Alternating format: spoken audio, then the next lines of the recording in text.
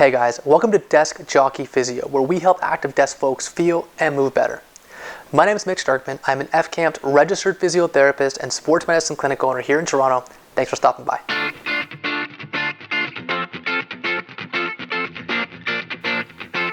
Hey everyone, two quick updates before we jump into today's video. Number one, we have a free giveaway today. If you head over to deskjockeyphysio.com/guide, you can download your 5-step guide of how to set up the perfect laptop home office, which you can do right here, okay? And number two, we are now offering online physiotherapy sessions for you folks out there. To learn more about that, head over to deskjockeyphysio.com/online, and we'll see you there. All right, otherwise, enjoy the video, guys. Thanks for watching. Hey, what's up guys? Welcome to part 2 of our shoulder instability video. So we actually made this video originally about 2 years ago, and I thought I'd revisit it because we've had so many questions over the years about what to do and the anatomy of it. So on what to do front, we've actually gone ahead and created an online program for this to help you guys out at a really inexpensive cost. So I hope that helps. If you're interested, you can check that out on our website at deskjockeyphysio.com/shoulder instability. I'll put a link to that below. But today, what I want to talk about is the anatomy behind this, what's actually going on in the shoulder.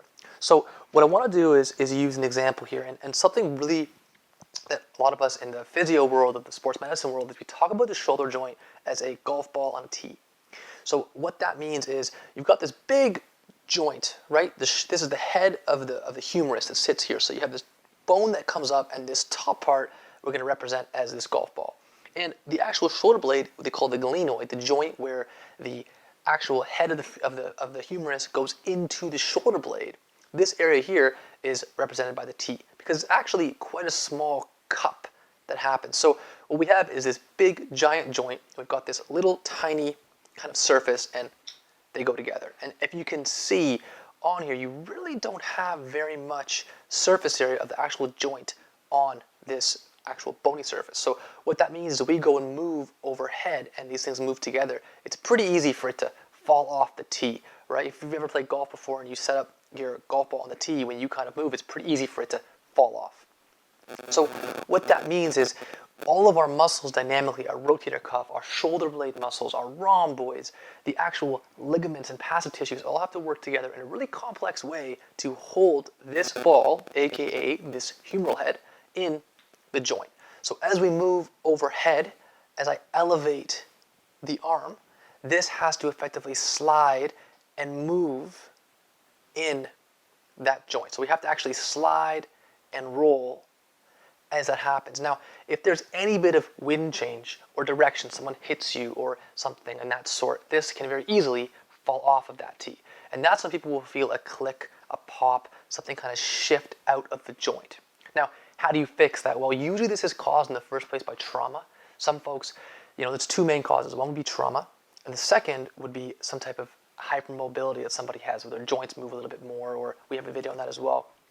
And if it's a hypermobility issue, well, you can work a lot on the strengthening and stability, but at a certain point you may max out, and that is going to be something you might have to limit or control in how you train, how you kind of go about your day-to-day life, but there are always ways you can be stronger and more robust. For those folks that had trauma, a shoulder dislocation, some type of issue where they really smacked their shoulder and now this happened, I had to get it relocated back in, boom, and here we are. Those guys can really work a lot on the strength, really work a lot on the stability, on improving the muscular control to hold this in place, but where they are not able to train is the actual ligaments, the passive structures, that the guide wires and ropes that hold this onto the joint. So all I have to say, the strengthening and the stability and making sure these muscles work in congruency in a complex way to guide that shoulder up and down as we elevate, move, push, and run. All of these things are super important for that good control. We can't quite change the passive structures. All we can do is focus on the dynamic piece. And just remember that the dynamic piece is quite important, how these muscles fire, because you can imagine if this rolls up, up, up, up, up, and one pull is off vector, boom, or boom. So that click and pop you're feeling could very easily potentially be improved by some strength work. So we have an online program, like I said, to help fix this. You can check that out at deskjockeyphysio.com/shoulder instability. You can always check in with your family doctor or your local physical therapist. We also offer online programming as well. You can check that out at deskjockeyphysio/online. You can check that out below. But I hope it helps. If you're having this issue, look into it. Don't kind of let it go by the wayside because you don't want this to pop out again and again and again. So that's the anatomy behind it. I hope it helps. If you have any questions, please leave them below. Go down and smash that like button for us. We appreciate that. Subscribe, share with your friends. Hit us up on Instagram at Jockey Physio. And more importantly, move like you mean it. Thanks a lot, guys, and I really hope it helps.